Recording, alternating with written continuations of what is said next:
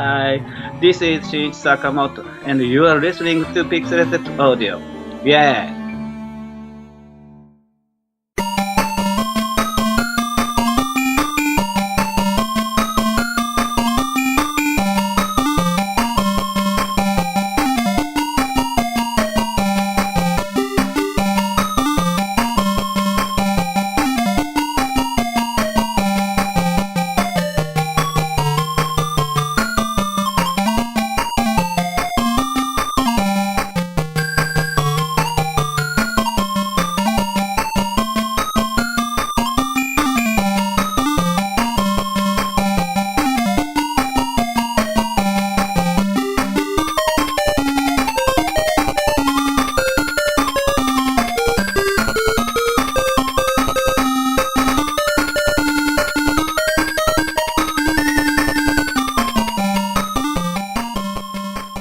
Welcome back to the bi-weekly video game music and retro gaming podcast, Pixelated Audio. We're your hosts. I'm James, and this is Brian. How's it going, guys? Today we've got a really exciting show. It's going to be a lot of fun. Yeah. I think it's going to be very chaotic. Yeah. We've got some really... chaotic in a good way, though. Chaotic in a good way. It's going to be interesting. We haven't done something like this on the show before, so I'm excited to see how it turns out. It might be a total disaster, but I'm willing to take a risk. Well, when we were excited, and I know on the the last couple of months we've been talking about how it's been hard for us to set aside a lot of time to do something a little bit more special. Well, we feel like this is that we something like more this is special. Yeah. So today we're going to be talking about and playing music from a game that's really important to us and a lot of other people. It's called WonderBoy III, The Dragon's Trap, and this was just a world hit. It was big everywhere, and a lot of people have a lot of nostalgia for this game. It was what kind of made the Sega Master System shine. Right. And the gameplay, everything holds up today. It's still a very enjoyable experience if you play the original. Mm-hmm. And we'll be talking about the remake and stuff as well.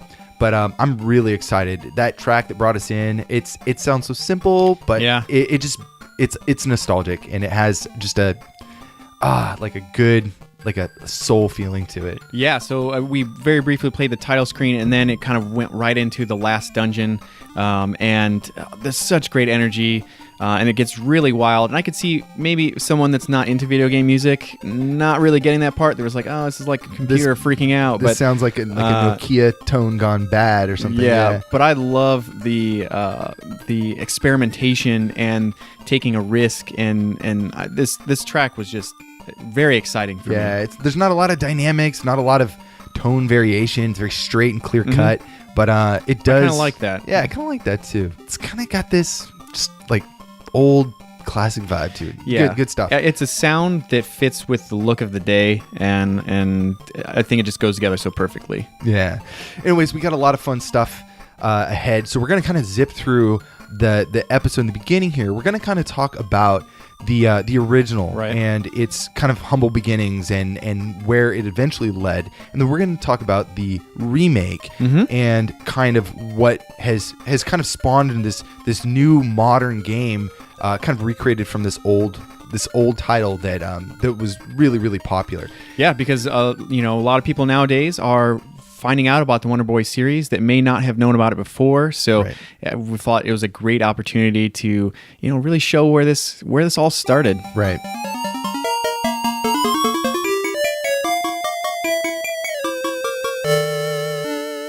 So, WonderBoy III, The Dragon's Trap, was developed by Westone and published by Sega as a direct sequel to WonderBoy in Monsterland. And now this is a great example of how confusing game releases were in the late 80s and early 90s. Oh boy. Yeah, so originally it was released in 1989 for the Sega Master System in both the US and Europe. Then NEC ported the game over to the TurboGrafx 16 titled The Dragon's Curse. And then Japan also, they also got the port. And I think that was a year later in 1991. And they titled it Adventure Island. Yeah, so not to be confused with the NES Adventure Island series, which has a huge fan base on its own. Right. But I don't know why they went with that naming convention, because it was already a big franchise at the time. Yeah. Anyways, so Sega re-released the game.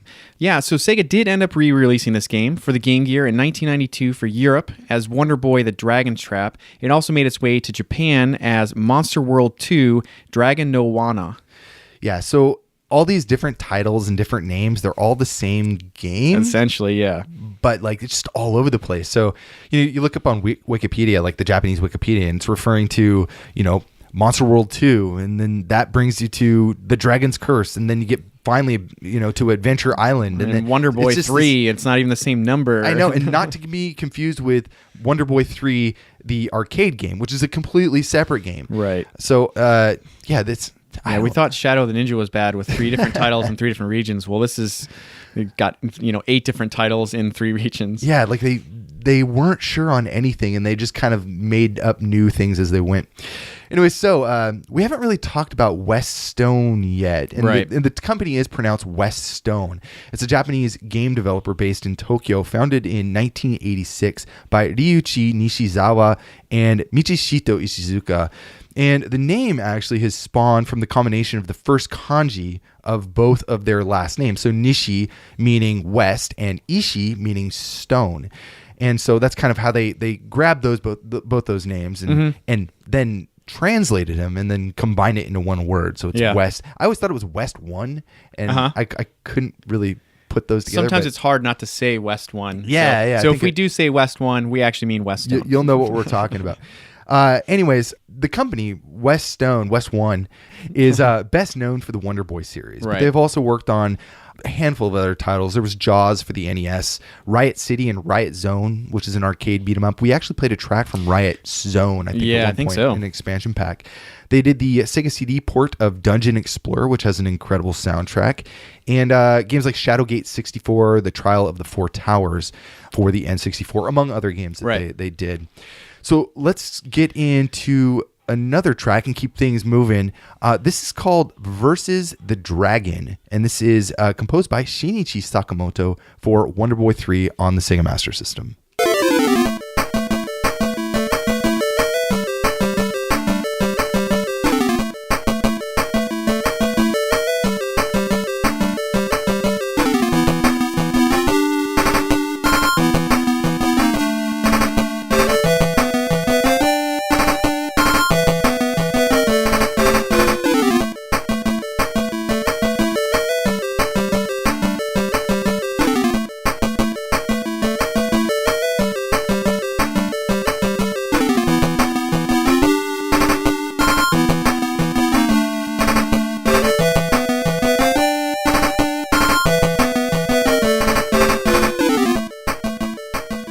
You just heard Versus Dragon for WonderBoy 3 on the Sega Master System, composed by Shinichi Sakamoto.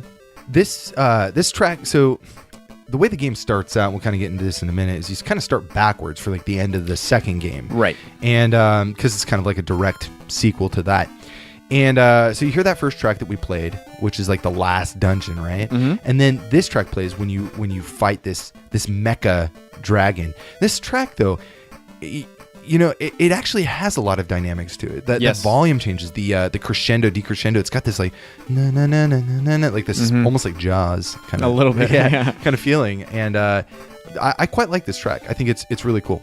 Yeah, no, I liked how there was the reoccurring, like drum beats. They were kind of very simple and just kind of spaced out. And then the melody was really doing like its own kind of like parkour off of it. Like it was, going up and down, and, in between this beat, it was a little bit different. In between this beat, it was a little bit different, but it all went together so well. And it had that kind of urgent, but not urgent in the way that you see some boss tracks. It wasn't like frantic, but it was had more of like a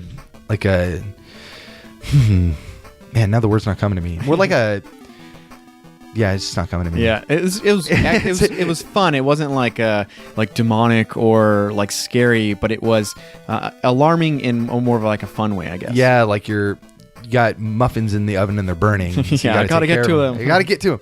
Shinichi Sakamoto.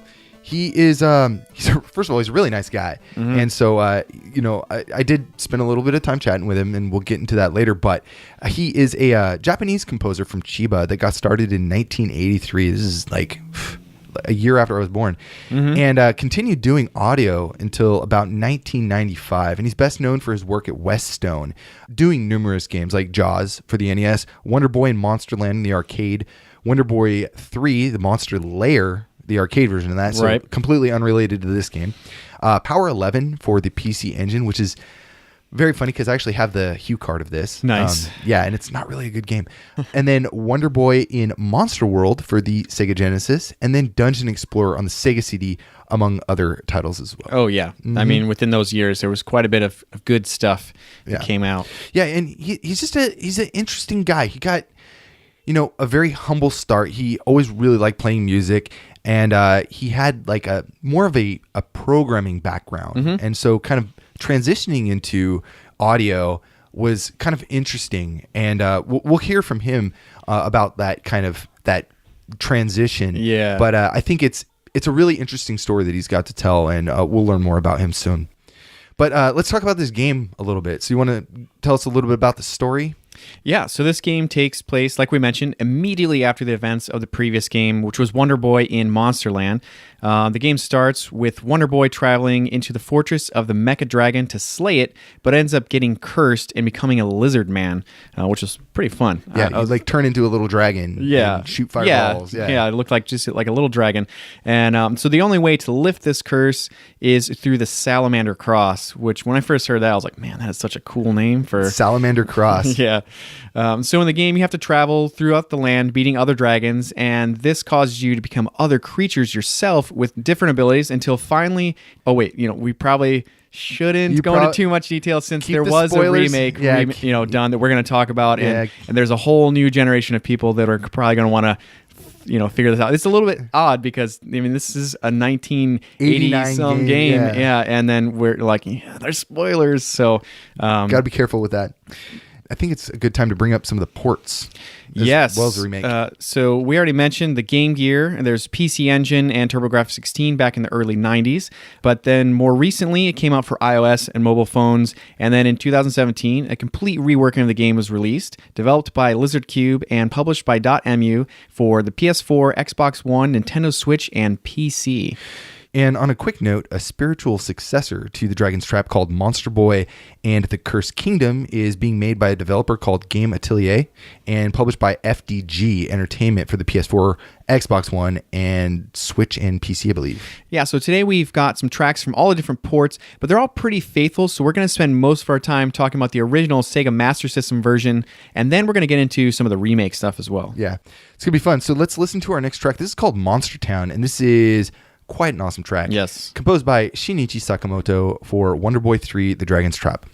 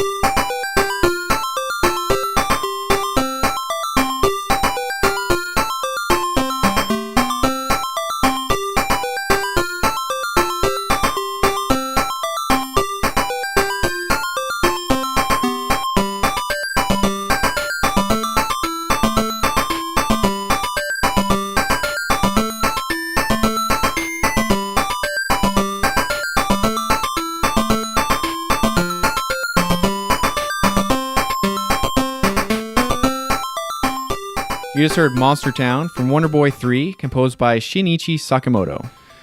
This is the most lively, adorable, cute, happy, peppy, child's mobile track around. It is a little bit cheesy, but like at the same time, it puts a big grin on my face. Yeah, and I think that's a great thing about this track, and what makes this one special compared to everything else is you're going to keep coming back to this town. Like after you beat a dragon, you come back, and this is like your kind of hub safe world. Yeah, so it has a safe feeling. It has a very like lively kind of, I guess, safety net feeling to it. Right. Yeah. From this town, you can head left to more adventures, or you can head right, depending on what characters you have and stuff like that. So I think this track is special in a way that you're going to hear it all the time, and I think this bright, fun, more safe feeling is nice because usually you've either like died in a dungeon or you've completed one, so you kind of need this like refresher, this little like, break. like oh, this is fun and really interesting. So I liked this one a lot. Yeah, me too. This is one of the ones that I kind of go back to and listen to, even though it is kind of squirrely. Yeah, it's a fun track to listen to. It's very, very nostalgic, I think. Yes. Anyway, so WonderBoy 3, this game is a 2D action platforming adventure game. And what I mean by adventure is it's kind of like a lot like Fasanadu. It's not an RPG, right, but it's got like Zelda 2 almost. Yes, I would say it's very Zelda 2-esque. Right. So you traverse the world. Oh, maybe more like Castlevania 2. Mm-hmm. Like that's like a lot better example. Yeah, because you do collect items that do different things for you and stuff like that. So yeah, but it has a platforming element, and it you can get upgrades and stuff like that. So there's just, it encompasses a lot of different parts of different genres, but it's a really overall solid title. Yeah, and it has basic movements. Use the D-pad to move, crouch, and enter doors. With the modern remake, you can use the joystick if you feel.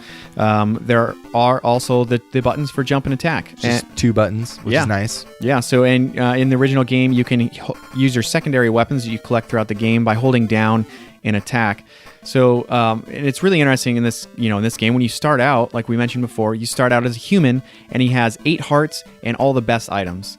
Right. So the first level is basically a simplified version of the last level of the previous game to show that this takes place just minutes after. You can get hit like 50 times and not even take a heart. I know. Off, it's really interesting, but it's cool to show that this game picks up exactly where the previous one left off.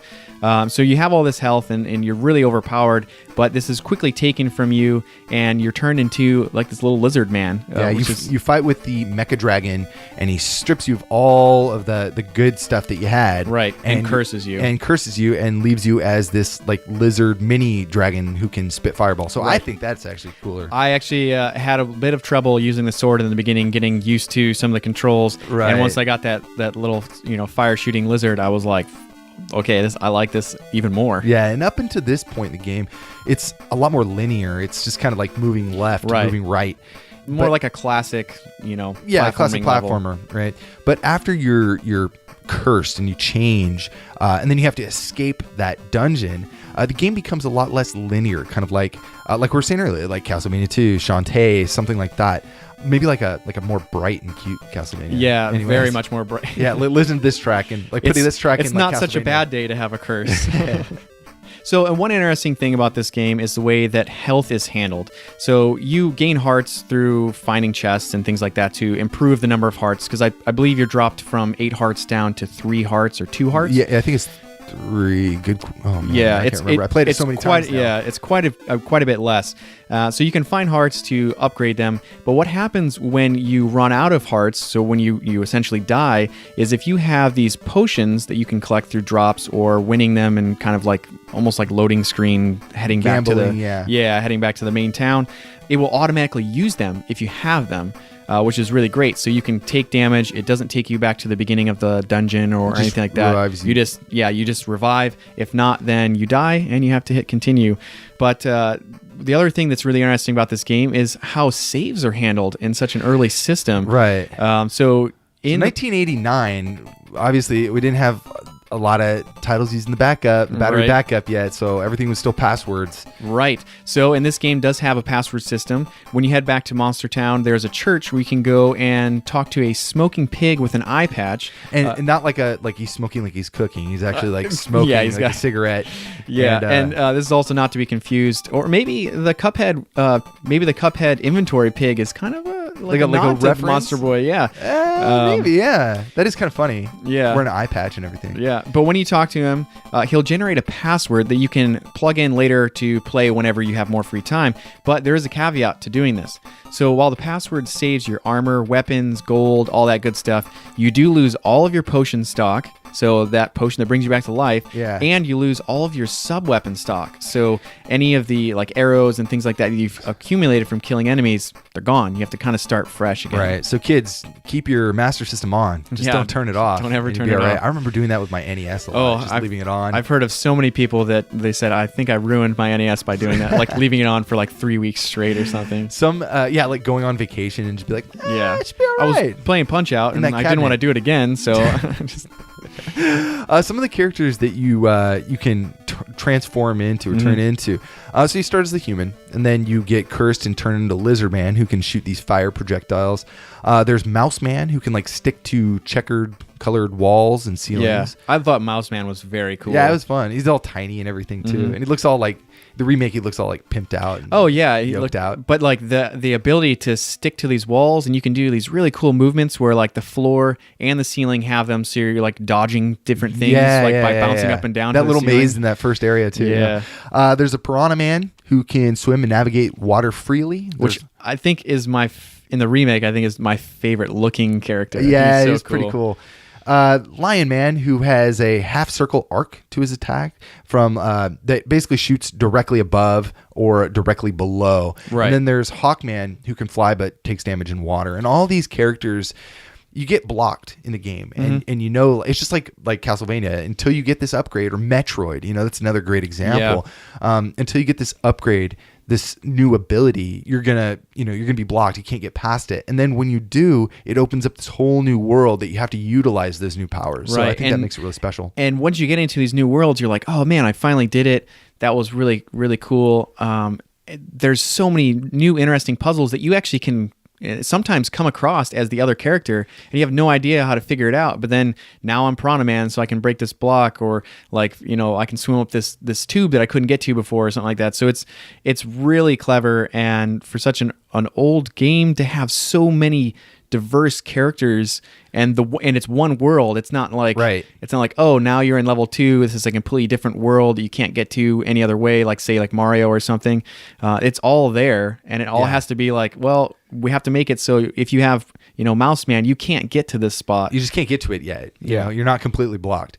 Anyways, let's keep the show moving. So we have another track. This is called Sidecrawler's Dance, and this is from the original Master System version of WonderBoy 3: The Dragon's Trap.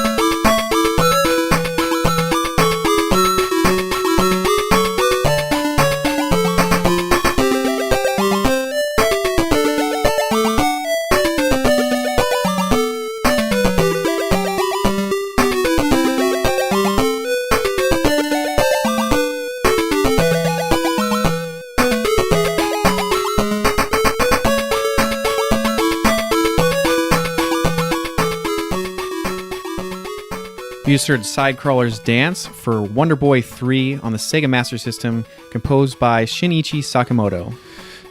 This is another really hectic but fun track. Yeah. It's very squeaky, and when I listen to it, like kind of out of context, like I don't know if I hate it or not, but when I'm playing the game, I can't get enough of it. I love this track in and out of the game. I think this track is so fun and silly and bright and bouncy. It's so funny because it sounds so familiar too. Like I don't know, like it's some like demake of a Jason Mraz song or something like that. It does. I was gonna say Jason Mraz too. Like there's some lyrics that were removed and that are all about being happy and fun, and I don't know, it gives me such a good feeling, and that's what I like about this game is it has like this drama to it. There's like this adventure, this life and death adventure, but it just feels so fun. Yeah, it really brings like a childish happiness to the game, I think. And listen to it now in our 30s, it still kind of brings us to that spot. And right. That I think is what's so powerful about VGM. Yeah, there's like a seriousness to the game, but then there's also like this playfulness as well that I think it's in such good balance, where sometimes you see a game's, like say like Castlevania, that it's like so overly serious, and there's like a little bit of humor peppered in with like odd stuff, and then other games that are just so childlike, and it feels like it has a balance that feels very timeless. Right. As a kid, I could get into this, and as an adult, I can still get into it. Right. So let's briefly talk about the sound hardware.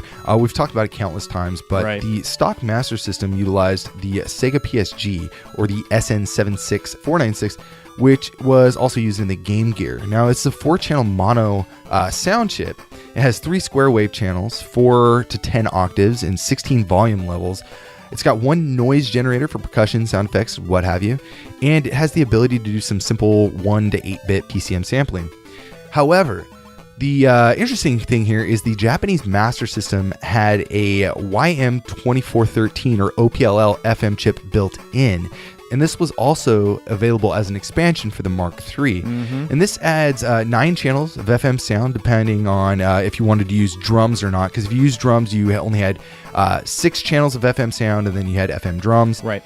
So, you're probably thinking to yourself, how does this relate to WonderBoy 3? Because it wasn't released on the Master System in Japan. Right. And we didn't have the sound module to be able to play the FM. Well, it turns out the thing about WonderBoy 3 is the FM soundtrack exists in the code, but it was unused. So a lot it's one of the amazing. I mean, this game is filled with so many amazing, special, hidden secrets, and this is one of the for VGM lovers, this is a huge treasure trove. Yeah, it's so fun to find this kind of stuff. And so I think SMS Power, there's a thread about it, and they found out how to change the country code and get the FM to actually come out. So, even in the beginning, the game, it does a region check to see if it needs to be enabled or not. So it never came to Japan that would have been able to use this, but it's still in there, and it still does the region check and everything like that. Yeah. So I found that kind of interesting. So we're going to play a few tracks from the FM version. The first one's called Mind of Hero, but you want to hear the PSG first a little bit so we can kind of compare. Yeah, so this is what people would be used to, people here and in Europe would be used to hearing, and then we'll play the version that no one really got to hear. Right. So here is...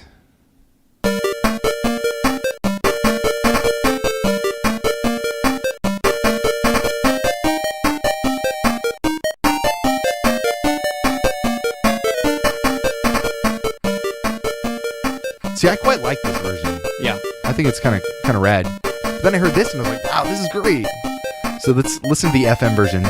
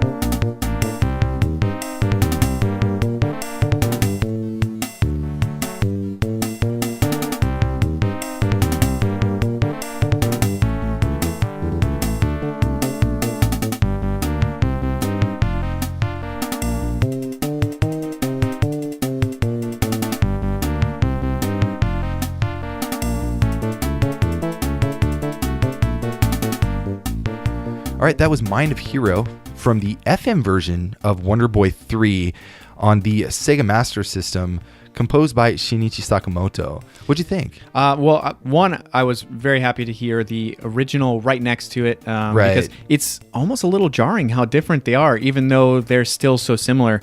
The sound, it has a totally different quality. There's like a warmer feel to it. Yeah, it feels a little bit more full and less sharp, a little more rounded. The percussion's still a little bit weak, considering he had more to work with, but like, even so, I don't know if I prefer the PSG version better. I think I kind of do. I think I do as well, but that might just be because that's a little bit more to what I'm faithful, used to. Yeah. But the FM, it's quite unique, and it actually sounds really cool. I mean, it's interesting to hear the version that we never got, but it always existed there. You know, that's kind of rad. So let's listen to one other FM track. This is called The Dragon's Trap, composed by Shinichi Sakamoto. The FM version of the music from WonderBoy 3, The Dragon's Trap.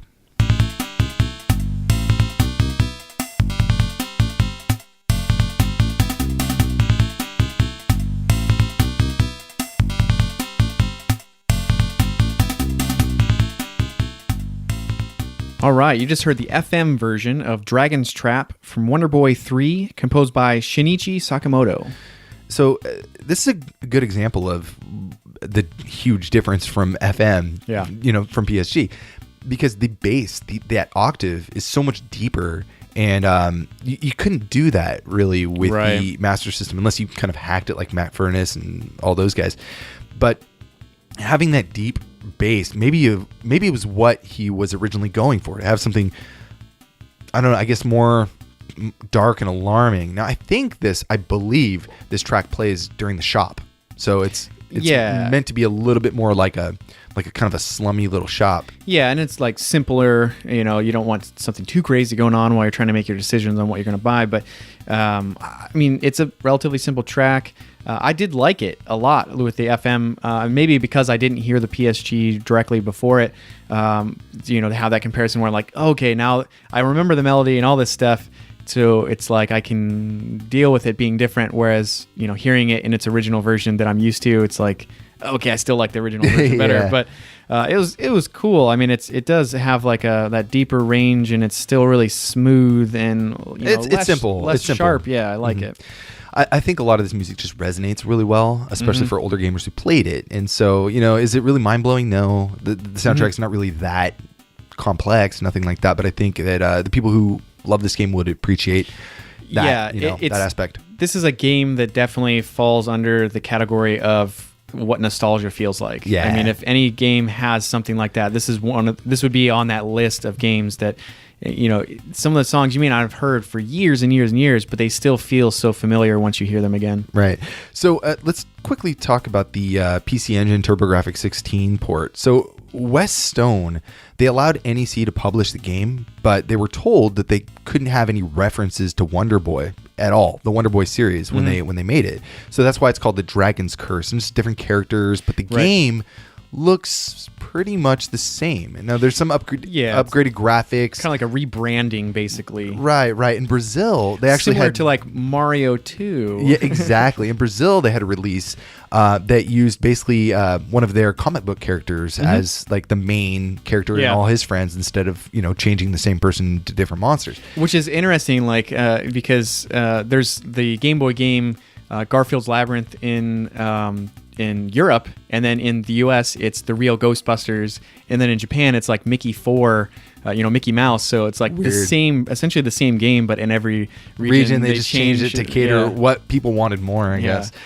So let's listen to a few tracks, or at least one track from the PC Engine or TurboGrafx 16. This is kind of rad. I mean, listen to on Wavetable Lookup is a lot different than the PSG and the FM we've heard so far. So we're getting a good mix today. So the track we're going to play is called Desert Zone, and again, it's composed by Shinichi Sakamoto.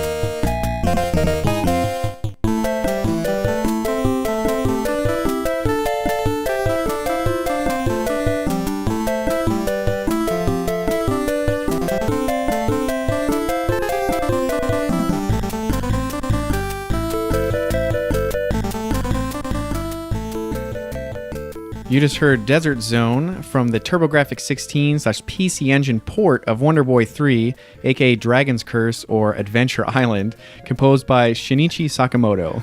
I can't believe you remembered that. I know, I can't believe it either. I already forgot. Now, this is really neat because it's still really simple. It almost sounds like some of the PSG tones were just kind of converted over, but this is the first time we're actually hearing like different instruments. Yeah. You know, it's not just a simple square wave anymore. There's like a horn in there, and there's like a bass, and like, you know, we're getting a little bit more dynamic instrumentals, I think. You know, it's still simple, but I thought this was great. Oh track. yeah, this is definitely a jam I could have on repeat for a while. You know, we were listening to it, you know, just basically as you guys would be listening to it. We were sitting here, and I got my eyes closed and just jamming away, and then Brian turns off the track, and it felt like an abrupt rush back to real life. Yeah. So it's just really smooth and clean, and I really enjoyed the melody of this one and the feeling that this track has. Yeah. So let's head back over to the original, the Master System version. I think this track, we couldn't do an episode without playing with this. I think it's just a classic feel-good track. This is called The Monster's Lair, composed by Shinichi Sakamoto.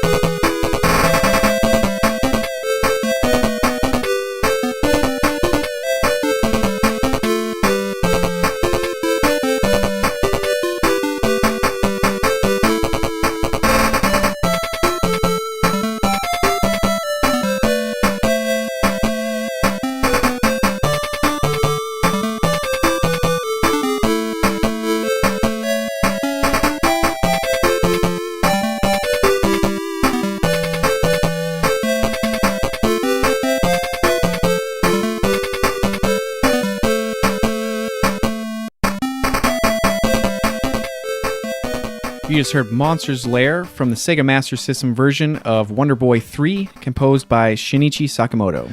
I love this song so much, dude. It's Any game would be lucky to have this. Another one bites the dust. Yeah, love it. But so good. I mean, this track is really good. It's one of those, you know, sometimes the songs are kind of simple and allows you to kind of overlook them while you're playing. This is a track that it makes you listen to it. Like, you can't do anything but listen to it. And then those like machine gun snares are just like so awesome. Yeah, no, this is just a PSG jam, you know, and I guess you can see it as like, you know, it's not very dynamic. It's got, you know, simple tones, you know, like you can dissimize it like up and down, you know, if you compare it to like modern stuff or even FM. But like, I think there's a lot of validity in this and a lot of thought and a lot of soul, even in these very machine sounds. Yeah. You know? Well, I mean, if you look at and you go back and listen to like Beatles music compared to modern music, it's pretty simple, but it's still so much better. That's a good comparison, man. Like, this is like the Beatles of you know, of game audio. Yeah.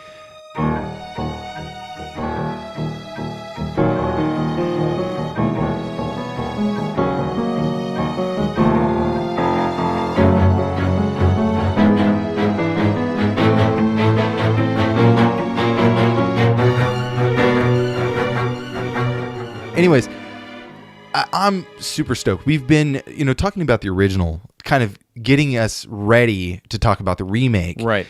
And what we did was we invited. Well, first of all, we thought it might be nice to talk to the guy who did the compositions, Right. And because that's a huge undertaking. I mean, this is a massive game that's loved by many, and if I were in those shoes, I would be kind of worried. Right. And this is a great game. Yeah, and then he said, why don't we have the programmer on, and also the guy who did sound effects and also some composition work and stuff like that. And so we're very fortunate to have a lot of the people involved in the project to come on and talk with us.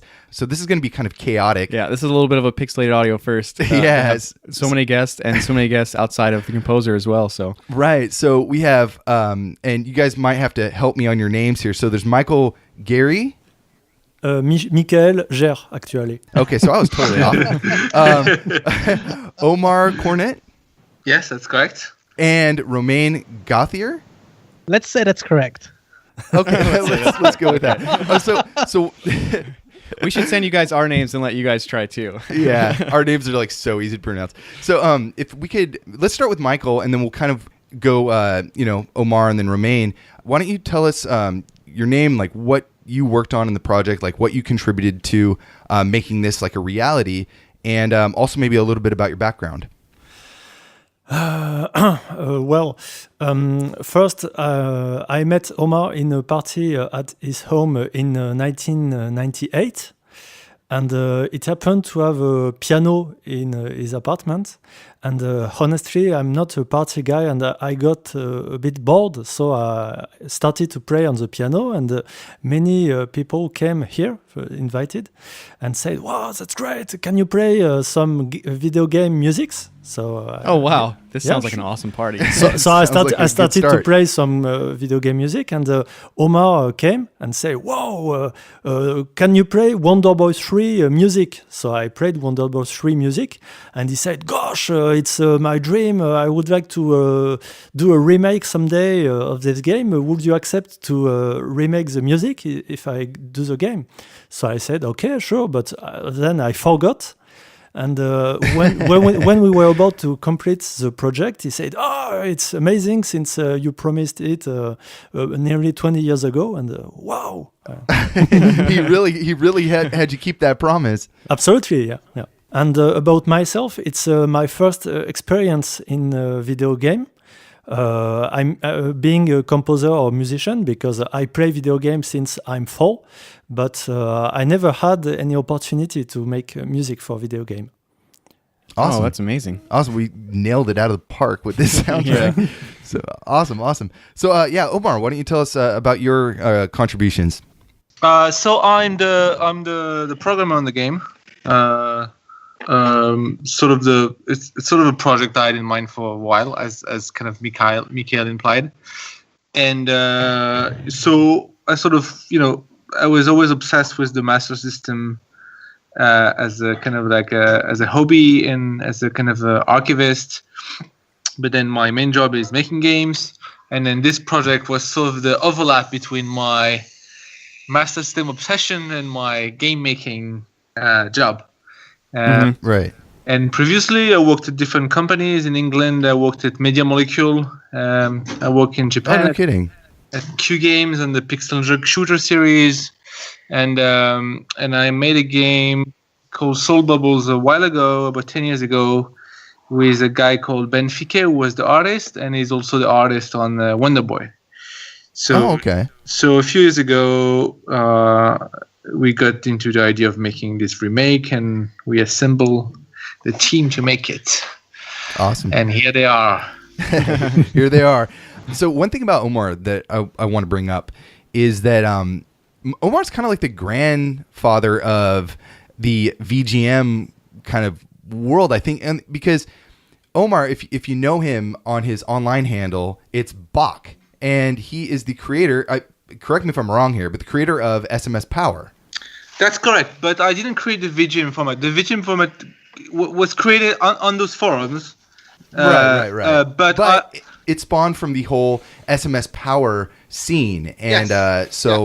A lot of the stuff. So we're the official podcast of VGM Rips, which is kind of like the grandchild of SMS Power. Yeah. So Hi, Grandpa. It's funny to see the kind of evolution over time and see like you worked on a site that is kind of like the humble beginnings. Yeah, it's true that the VGM format became very big. Like when the people who started this format on SMS Power were just doing it literally for the Master System, obviously. Right. But somehow everybody discussing it had the kind of the forethought of trying to make it a more generic format that could be extended, and eventually it became this thing where a lot of the Mega Drive titles have been put into VGM, and I think Michael himself created a lot of VGM done for the Mega Drive games. That's true. He sure did. He's got a lot of packs on VGM rips, actually. Yeah. Cool. So, Romain, tell us a little bit about yourself and what your involvement was in the project. So I was the sound designer on the project, but I also, in the shadow, I helped with the music here and there, like a bit of arrangement and suggestions and things. I'm a music composer myself, but I used to do sound design a lot, and occasionally I do some sound design again when there's a good opportunity, and this was one. Yeah. Yeah. Awesome. So how did you guys decide? I guess we should kind of start from the beginning, and you guys are free to answer this however you want, but like, how did this remake come to be? Like, what spawned the idea? I know, Omar, you said you'd been kind of playing with the idea for a long time, but like, what really got everything kicked off and got the show going? They took it from the idea phase to the, let's actually do this. What happened is that a few years ago, I started reverse engineering the original game to understand how it worked, because it's a game it's sort of known to have lots of weird secrets and invisible doors and really obscure like rules about how things are dropped, things are calculated. So it's a game that even though there was many facts and many people love this game, I think nobody was sure if we knew everything about the game. So that led me into kind of studying how the game worked. And I started making tools to kind of look into the ROM image and try to understand, all the data of it. And at some point, I had enough knowledge about the game that I thought, hey, we should turn that into we're able to make a remake that would be faithful. That's amazing. To take that much effort and time into really understanding a game like that to make a remake, because it seems like that's not always the case with some games that are remade these days. Where it's like some people just play it and I think I got the idea. But you guys studied the deep dark secrets, of the game, and that's pretty incredible. Well, for us, it's important. It's one of those those early games like Super Mario Brothers. If you're going to remake those games, you want all the controls to be in the timing to be really accurate, right? Mm-hmm. Right. You can't change a bit of the physics because it would just mess up the game. So for us, if we were to remake this game, I wanted it to be really accurate. That's how it started, from that technical angle. But then we added the art, the animation, the music, and that made it something else. But we wanted the control and the physics to be really accurate. Yeah, and I think you kind of nailed it. Oh, yeah. I think it's actually better than the original. No, I mean, I had, it's been a long time since I played the original, so in preparation for this episode, I popped it in, was playing, and then, like I said, recently I was playing the Switch version, and I immediately noticed that this felt very similar, like the kind of quote-unquote slippery controls and stuff like that. It was all there. I was really surprised. It felt like hand-in-hand identical, if not better. Yeah. So you started planning this out. You got all of your data together and, looking into it, reverse engineering it. What actually spawned hey, we should do this. We should actually make a remake and put this out on modern consoles?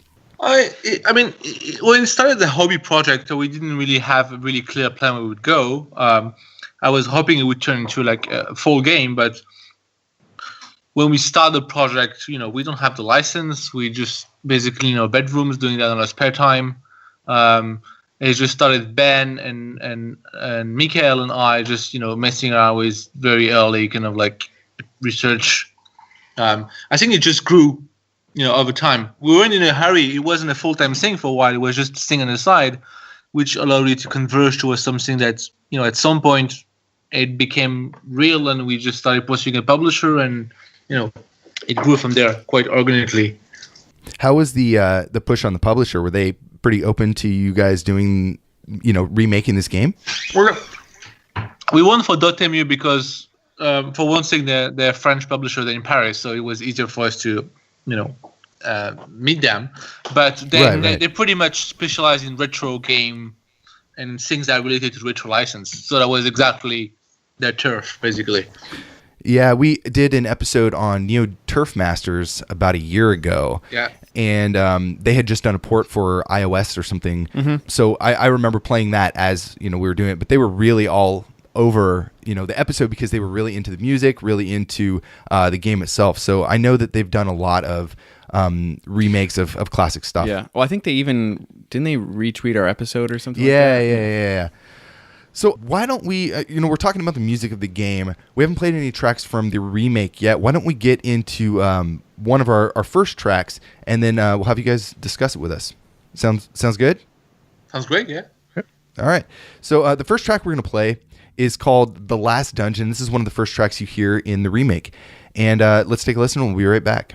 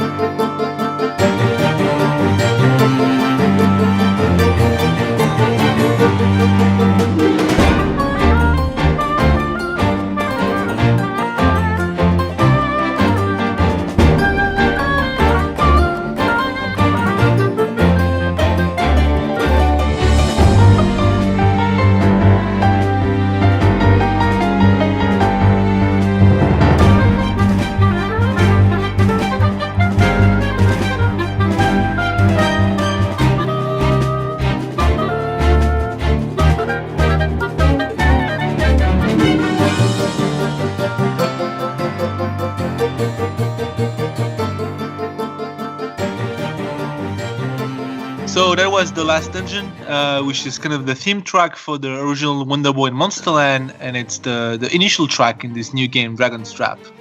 And this track was actually arranged by Romain Gauthier, and then Michael reworked it. So this track was a collaboration between the two of them. This is an incredible track. I love the that deep cello. I think that adds so much characteristic to the track and just makes it much more. It's dark. It's very moody, and it gives you this sense of like danger approaching. Yeah, but it's kind of like a fun kind of dangerous sound. Like it feels adventurous to me. Something akin to like Legend of Zelda, where it's like there's dark and moody stuff, but it still kind of feels like fun and like you're excited to be on an adventure. A little bit playful too. Yeah. Very faithful to the original melody, but so reworked. It feels like a completely different. I mean, it is a completely different track at this point. Mm-hmm. Yeah, this track has a very special history compared to the others in the game. So if you want to hear it, please elaborate. Yeah. All right. So Mike had done like a million sketches and demos for every track in the game, and that seemed to be the one that he couldn't nail in a way that Omar and Ben would like. And at some point he made, I think he was a bit like, correct me if I'm wrong, okay? Okay.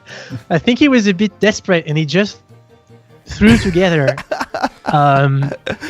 like a horrible shitty MIDI horrible kind of MIDI brass thing that went like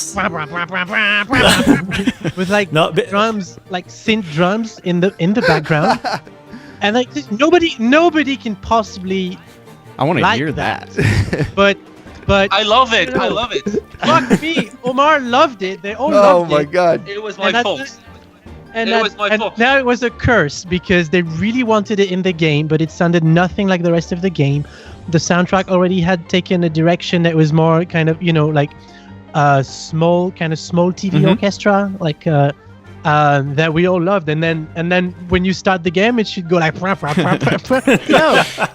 So Oh jeez. so Michael did a version that was more orchestral. Uh-huh. That I absolutely loved, Mhm. and I didn't really understand why the rest of the team didn't like it. But the two musicians on the game really liked it, and we fought about this kind of like until so far into the development cycle, right? Wow. I guess like clearly like two-thirds in the game we were still fighting about that track, and Michael kind of asked me for help, like, can you, like, do you have any idea, because he had tried like 80 different things, I don't know, like so many things. And so I asked Omar, like, okay, so can you turn that into words for me, what you don't like about it, what you would like. And it turned out he wanted something maybe that felt a bit more positive, and it was hard for me to rearrange something that I Well, thought what do you mean by nothing positive? with Do you mean the- like because the original game is so bright? For me it was like for me this track was a party track, because it's like when the game starts, your character is overpowered. It's kind of meant to be the end of the previous game. Right. And the previous track we had, which was really cheesy and thinty and didn't fit in the game, was almost felt like a party track. And I sort of wanted to convey the feeling that, the character was very confident at the beginning before Right. getting cursed. And we also, I also wanted to kind of like try to steer away from the very typical kind of like Casterly dungeon RPG music. So I guess I was turned off by some of the instrumentation there initially, and that's why we're kind of arguing on. But then eventually, yeah, with this back and forth, Romain came up with something that eventually stayed, and they were very happy with it. So it sort of made sense to keep it. I still saved about a third of it. It's still Michael's original ideas that I kind of sold them. I introduced them with my more positive arrangement, kind of, so that it would work, and Omar wouldn't feel that it was too dark, too negative. I see. So there's a little compromise there. We should send you guys. Definitely send it over. Yeah. I have to tell something Yeah, about yeah, this yeah. track. If I remember correctly about the first cheesy brass version, Omar said that my version lacked drums parts and sounded a bit sloppy. So we talked Nothing about. he said like this. Anyway, so I asked him, what do you think of Space Channel 5 music? Channel it's great, 5? it's great. Like the Dreamcast Space game? Yes. Very funky music. Yeah, so I yeah. tried With to do Ulala? an arrangement that sounded a bit like Space Channel 5, but with plastic brass played on synthesizers. And it sucked terribly. But Omar really insisted to put the music on the final version of the game. Oh, And no. luckily, when the game was released, I've been contacted by a guy who had bought the game, and he said, "Wow, that's great! You made a great job about the music, but it's terrible because there are no real trumpets. I can't see any trumpet player name. So what happened?" And I replied, "Okay, I didn't have enough money to hire record." Yes, exactly. So he said, "Listen to me, I'm a trumpet player. I can play for free all trumpet parts if it's not too late." No kidding. So I thought, yes.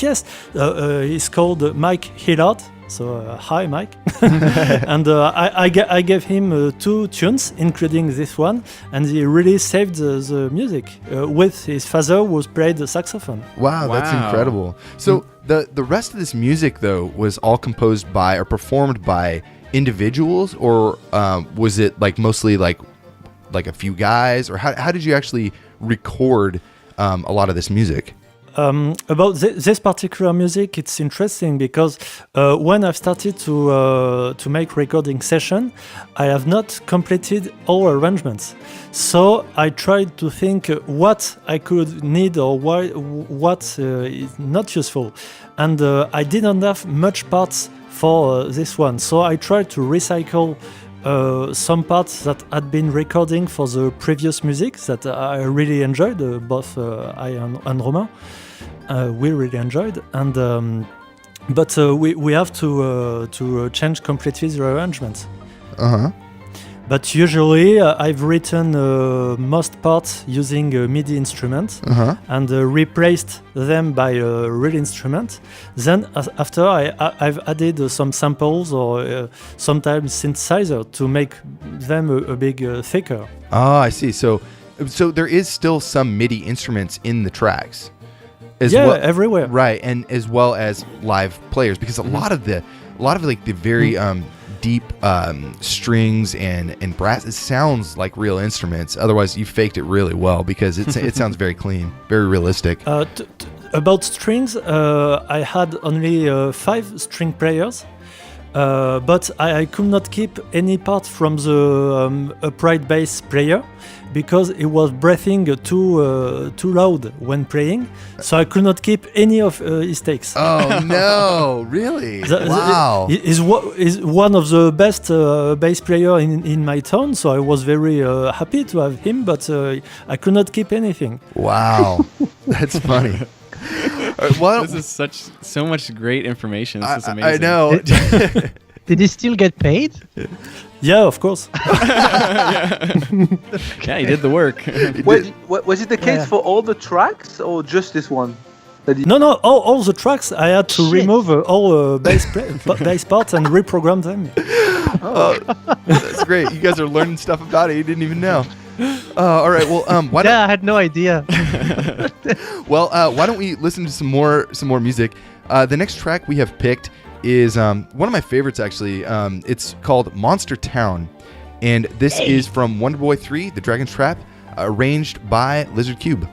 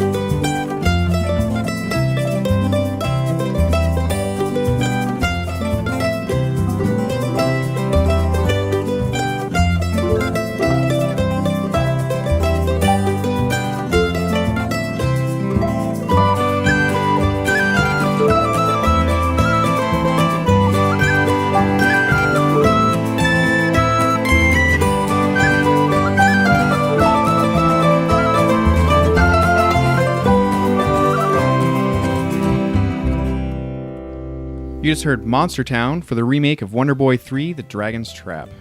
This is an incredible track. Yeah. It sounds like it's very old world sounding. The plucking, I think, on the guitar is it's so clean. It just has this very happy, kind of beautiful, I guess it's almost like a springtime sound. It's got, like, you know, the flowers blooming, the town's moving around. It's kind of early in the morning, and just everybody is super happy and like everybody's grinning and skipping down the streets. Yeah, when I first heard this track when playing the game, it reminded me of like a Wes Anderson film. Like the music was really good, really, like you said, bright and fun. And I was actually playing this at night, but it like gave me this sense of like I'm outside and it's positive energy. Yeah, and it's like it's sunny and everything is colorful, and I'm about to go on this big adventure. That's great. Oh, yeah. So tell us about Monster Town. About Monster Town, what I can say. I first made a version that, in my mind, was very close to this one, but I just made a very, very simple sketch, and both Omar and Ben could not hear the same thing as what I was hearing while listening to the track. I was going to say, let me guess, Omar didn't like it and made you redo it 20 times. I believe there is 27 or 28 versions of this music. Yeah.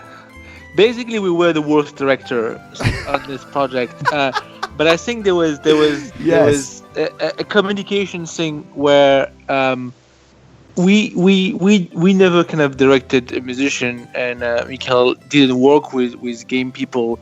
So I think when we were sending off demos, he could feel and know in his head the difference between the demo. He could kind of feel the shortcomings in his head, whereas we couldn't. So we'd get stuck up on things that he wouldn't get stuck up on. Right. And it was something that took us a while to bridge, because he's used to work with kind of real instrumentists. We're not. So when we hear a kind of a cheap MIDI sound on a demo, in our head we can translate it. Yeah. So that's the communication that I think we sort of learned, like, both to kind of us to kind of like understand more the difference between this demo and what it would be, and him eventually at the end he kind of like spend more time trying to communicate how the thing would feel, so we don't get stuck up on on a stupid thing. Right. No, I can totally see that. I'm a professional artist, so a lot of times I'll get commissions and we'll send off sketches, and they're very rough. And in my head, I know like how that's gonna translate to the final, but people will get stuck up on little tiny things, just like you mentioned, and then you do spend a lot of time explaining to them, no, that color is not the right color, this is just so you can see that there's different layers and line work going on, but it's really interesting to hear that translate into the music world as well. So why did you guys end up going with this version? In fact, I ended to understand what Omar and Ben really wanted, possibly thanks to Romain, I don't remember honestly, and it happened to be very close to my first version, so I just made a more precise sketch, and they liked it. But about what I mentioned earlier about the use of MIDI instruments, on the final track you can hear two real guitars, but the guitar player didn't play some of the notes I really wanted, so I added them using MIDI. Oh wow. Wow, that's really cool. I never would have guessed. It sounds, because also you can hear the MIDI, strings very clearly. Yeah, but some notes, ting, ting, sometimes they played MIDI, and also percussions and bass, obviously. Yeah. That's awesome. But great track. This, when I first heard this, I mean, like, you're just getting into the game. Like you beat that first or that ending level in quotes, and then you get to the town, Monster Town, and this is where the game brightens up and gets very colorful, and you get to see the town. And it was so crazy for me because I remember the original and I thought the town was like this great place, and now seeing it with this new artwork, this new soundtrack, it just felt like a completely new amazing experience, almost like a cartoon. It was really cool. Well, you could also see once you got to this town that like the humor and stuff like that was really going to be peppered in, that was kept from the original and everything. It's just it was a nice way to see, to start the game kind of at the end, and then to see like this is, you're getting ready to go. Here's what you're getting started with. Yeah, so great track. This track, the original, I think is very memorable and nostalgic. So hearing the remake version, this kind of reimagined version, was mind blowing. It's such a beautiful track. So very well done.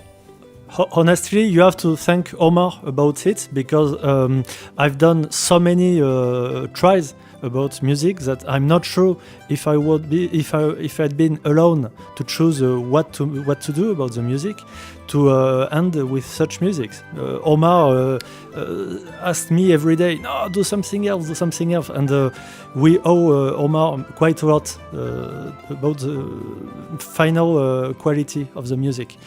But as example, I had an idea at a moment. But Omar said it was a bad idea, but I was sure it was good. Have you ever played a game called Phantasy Star 3? Oh yeah, Phantasy Star 3. If you remember, when you walk outside, when the character is around, there is only one instrument playing the lead melody. When you got a second one, there is a second track that's added, and to hear the full music, you need to have all the 5 characters. That's right.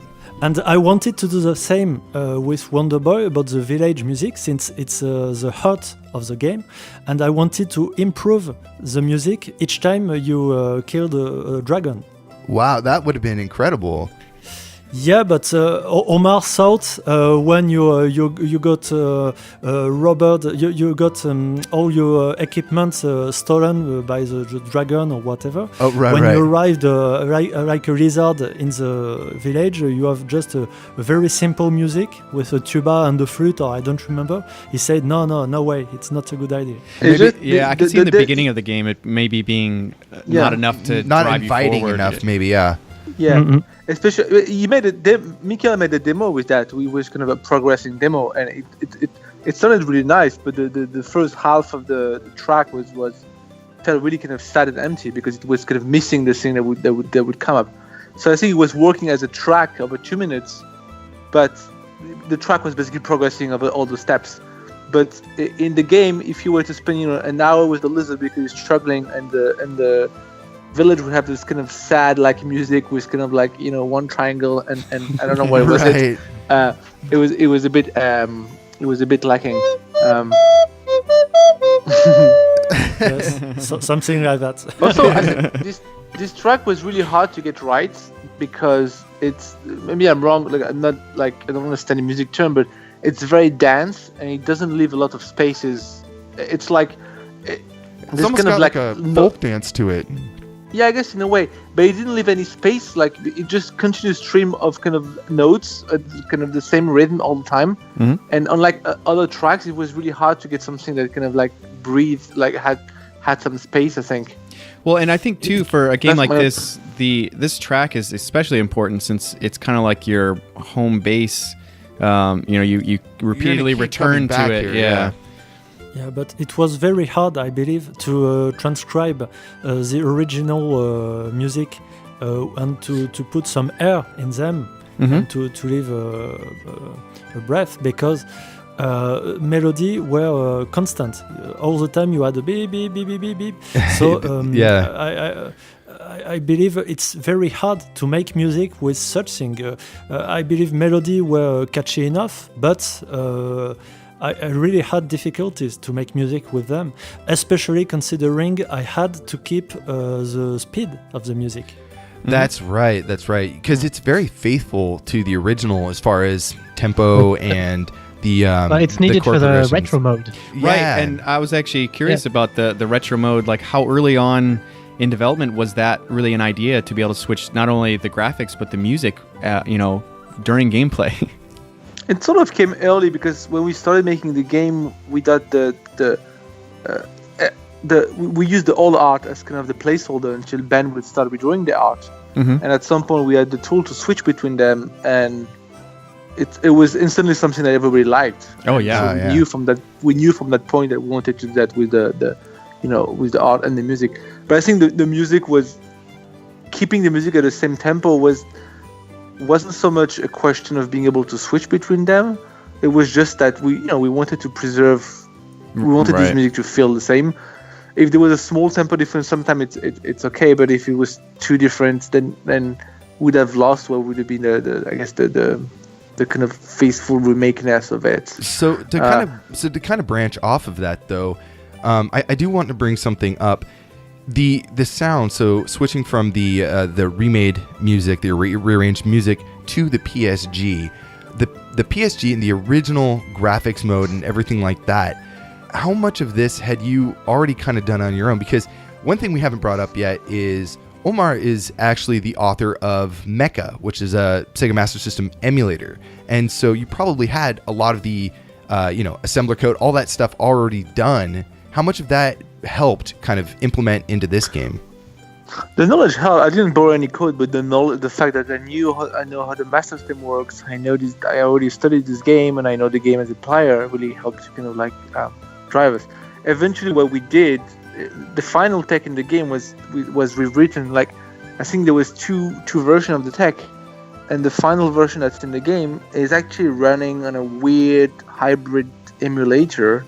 So it's sort of running the old codes, but we modified the original game engine to run in widescreen, 60 Hz, and we made a lot of modification to it. So it was actually quite hard, like as a technical feat to kind of like modify the original code. But we wanted that to have the technique to be able to make something that was very close to the original in terms of all the small details. Yeah, because this is a major reworking. I mean, it's a throwback for people who played the original and the classic.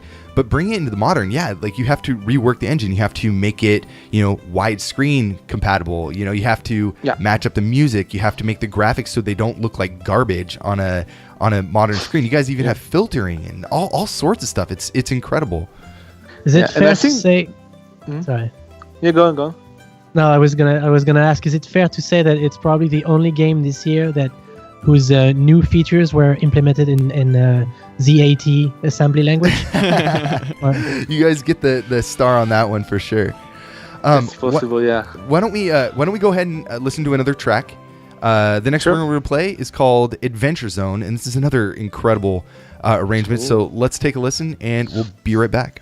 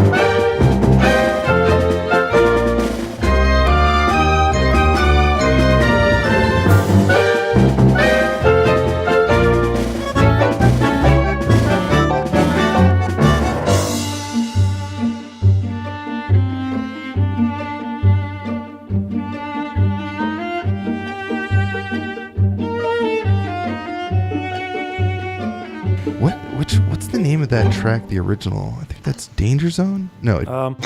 It's so the name of the original track is really confused and it's partly incorrect. Right. Like the name that people had for this track on the internet, like that people shared on the internet, were wrong, and they were taken from the VGM pack that we made on SMS Power, and we had to guess some of the names because the names in the Master System credits, but they don't tell you which track is that. So we made some guess back then, and then in 2006, they released a soundtrack. When M2 released the Monster World Collection, saying there was a soundtrack, and the soundtrack had the name for all those tracks, except all those names, most of them were not matching the name in the Master System credit. Oh, I see. And it was really confusing to find what we guess were the correct name for these tracks, especially since everybody on the internet was using sort of something like different. had wrong expectation. Yeah. Well, this is an excellent track. I love it. It's a lot deeper and more haunting. It does feel like you're in some kind of crazy dungeon. If I think the title, like Adventure Zone, I would think of something more bright and fast paced, but this has a very kind of I think that slow, the word mysterious... zone, like over from the 80s, gave us this feeling of like intensity and light speed and stuff. Right. But I mean, this track for me, when I first heard it, it gave me this feeling of limitations as far as, people making games back in the 80s and stuff like that. Like, obviously there were huge limitations on what they could make as far as, graphics and gameplay and music and everything all together.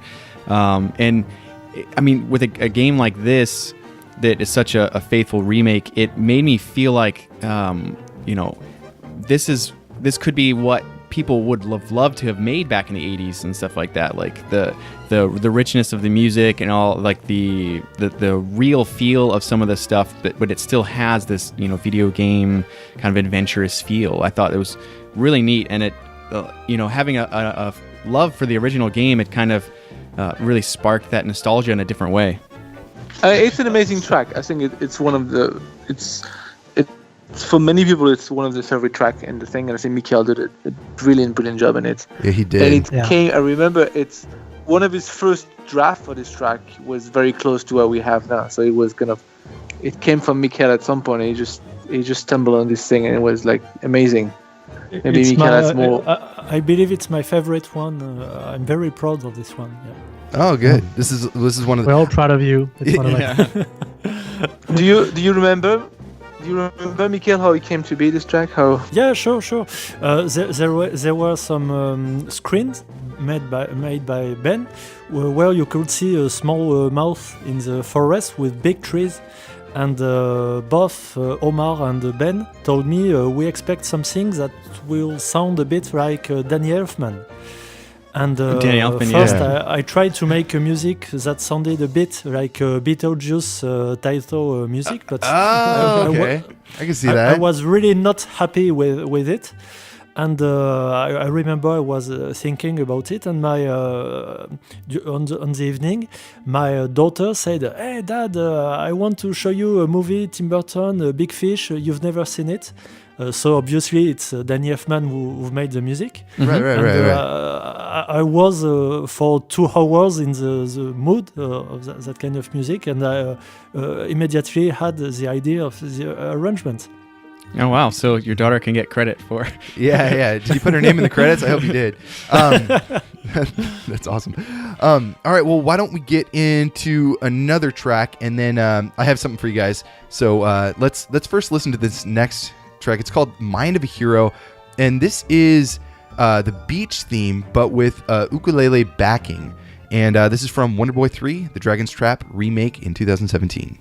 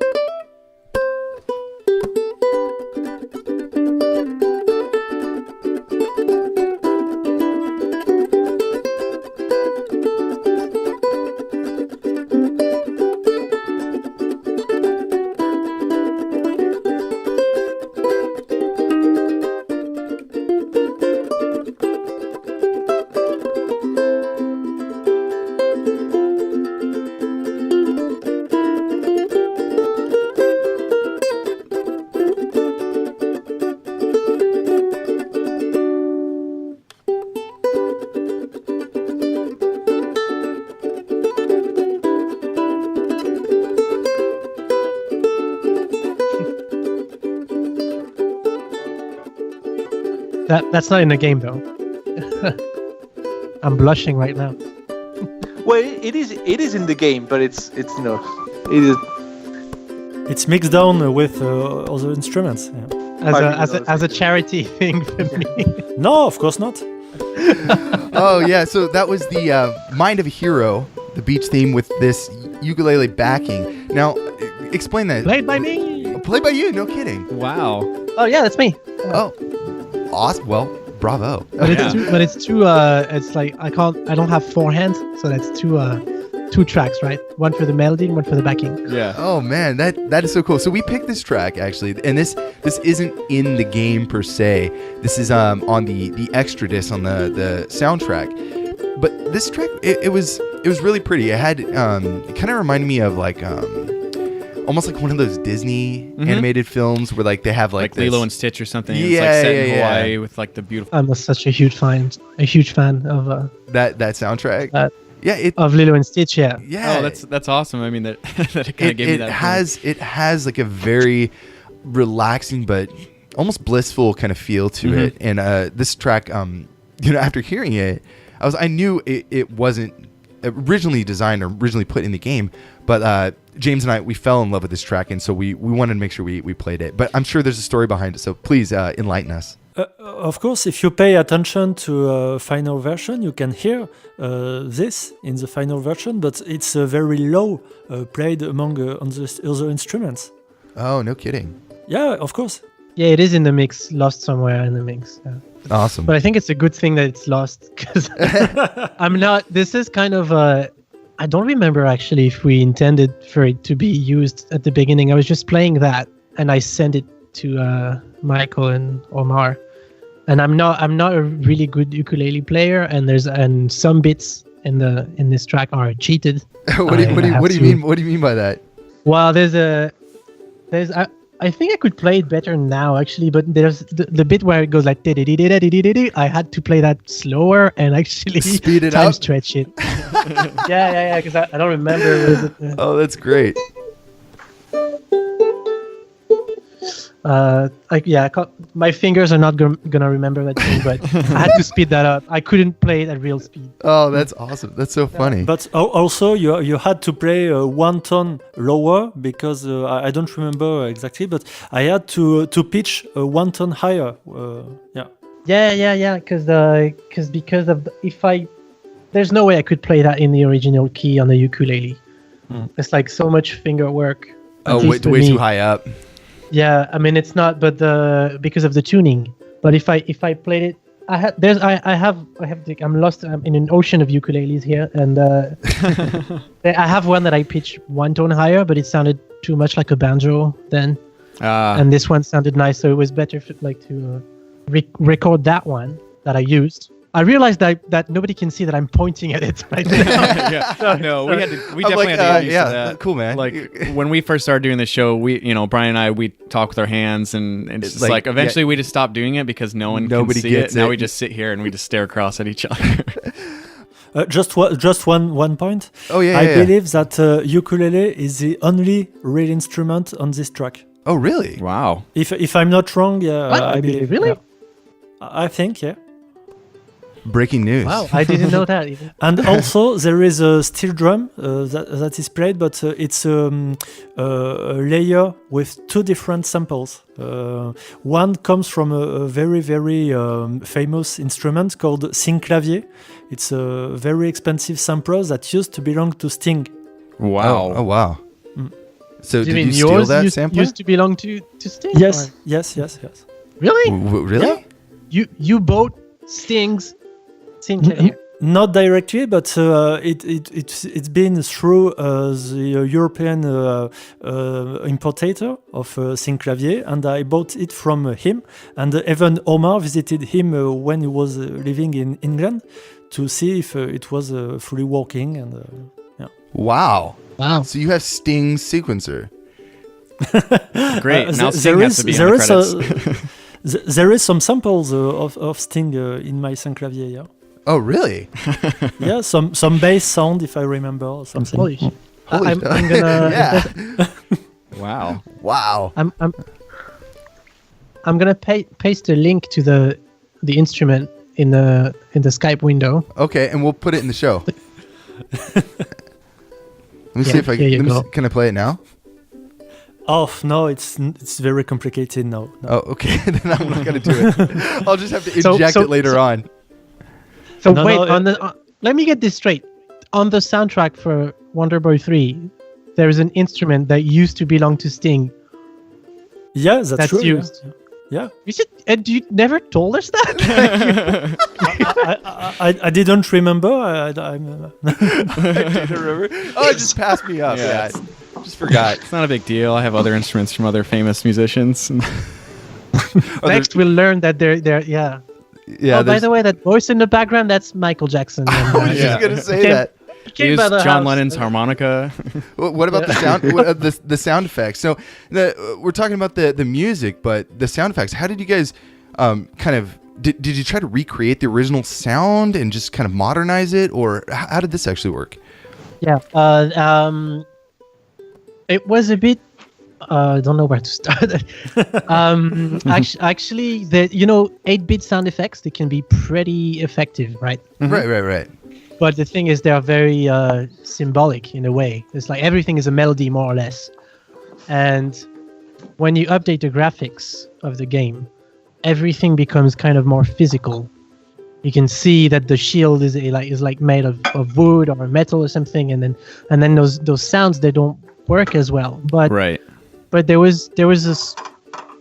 It's almost like every sound effect especially in WonderBoy, was a tiny a mini tune of its own, right? Huh. And if you were to replace that completely with an actual sound of a door, an actual sound of like what does it sound like when you grab a coin? Yeah. So we were losing some things. So I tried as much as I could to and actually quite a few sound effects have the actual original SMS sound effect as a layer, but like at 20 or 10% of the volume, to keep that kind of energy and that 8-bit straightforwardness, so to speak. Right. But I added more physical layers to things. For example, the sound of the doors and the sound of the chests. I used the samples of doors and chests, but I kind of used squeaks that I pitched to kind of follow the Master System sound. Okay. Do you know what I mean? Mm-hmm. Yeah. But when you open a chest in the original game, it goes like boop, or something like that. So you kind of like put the same tone into those squeaks as... Yeah. Okay, I see. Well, I mean, if you're going to modernize the graphics and now you have things like textured wood and stone instead of like a gray pixel and a brown pixel, and now the shield has, a blue pixel, and so I could definitely see how you would need to rework the sound effects a little bit so that there's a little more variety or like a little bit more texturedness to, I guess, the sound. There's more texture to the game. Yeah. So that makes sense. Yeah. Well, that's what I mean. For the first task I did was to replace every original sound with a modern version, and then we thought maybe we're gonna have to I don't know, add 50% more sounds or something. But then it was just so empty. Mm-hmm. It felt really dead, like a ghost town, because now you have those new animations where the characters are running very smoothly and stuff, and you can't hear anything, so it's missing. It wasn't really missing in the original game. You don't need to hear steps, right, when you play the right. But so there were so many sounds that I needed to add. I don't know. I think, how many sounds were there in the original game, Omar? 25, 30? Yeah, about that. Yeah. How many do we have now? Like 300, I think, or something. I think there's 360 wave file. Wow. But that's just the audio. Yeah. Variation. Yeah. So because for the credit, randomized all this stuff. Romain created his sound effect, like 90% of the wave file. Romain recorded himself. They're not from sound banks. He actually went on and recorded all his sound himself. And then he created a lot of variation for them. Well, and see, I think a lot of that, it shows in this, like the attention to detail, and instead of just grabbing stuff from somewhere, going out and making it, I think it really comes across in playing this game.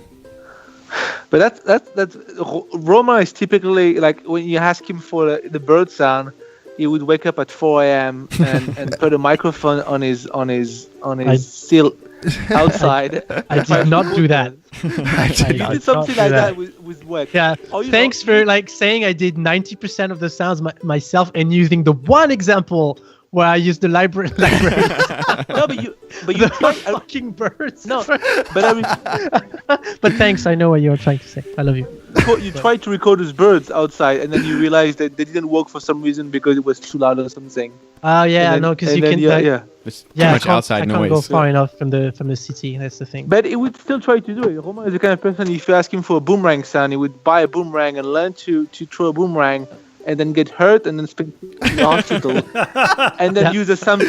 Oh, that's awesome. I can be a bit, I mean, if I'm going to enjoy making sound effect, like I'm going to like do the full thing. Oh yeah, enjoy it. Yeah. That's right. Like I would say no to doing the sound effects of like a snowboarding game or something like where you have to record like 300 different types of snow and things. I kill myself. Yeah, no thanks. But this was a lot of fun to do. Awesome. Destroying your frying pan so you can have a shield sound, Ping! Well, hey, let's get into another track. This is actually a spin on a track we heard, but I really like the sound of this. This is Adventure Zone. This is Underground. And this is from WonderBoy 3, the Dragon's Trap remake. So let's take a listen and we'll be right back.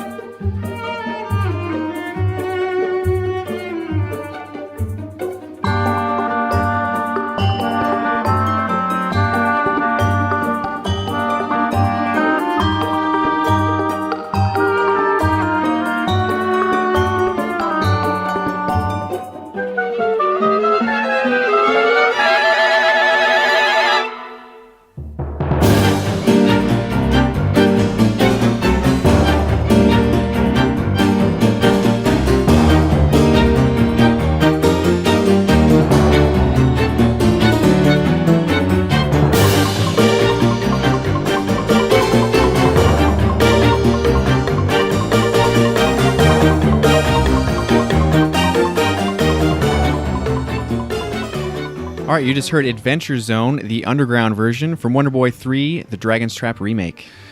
This is another just really dark and desolate version. I really like this one. I think there's so much variation between the first one we heard and then hearing this again. It just has this very deep and somber kind of growing but twinkly cave-like tone. It gave me this mystical, like magical feel that I really enjoyed. Yeah. Could you guys tell us about this version of the song? It's been unused because we were not very happy with the final result. It was not as good as the first one. So since we didn't have much time, we decided to abandon it. But I remember I was trying to... the first version it has a bit tango sound in it. Right.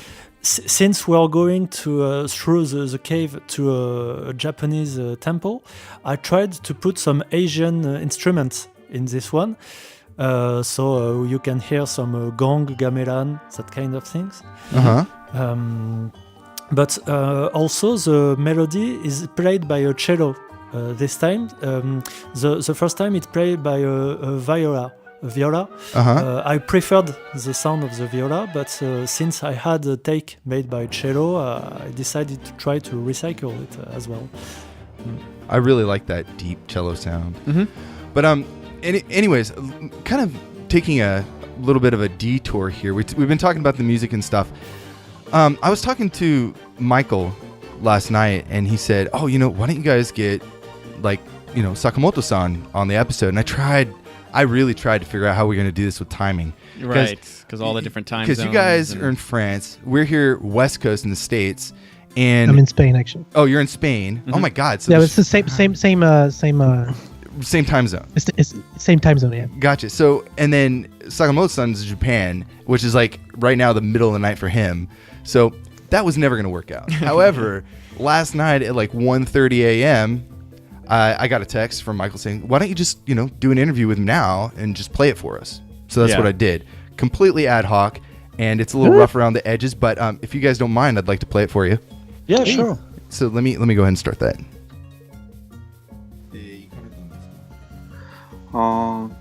最初は趣味でギターを弾いてたのと、そうなんです。あと幼稚園ぐらいの時にピアノを習ってて、I'll translate afterwards. で小学校の4年生ぐらいまでピアノに通ってたのかな。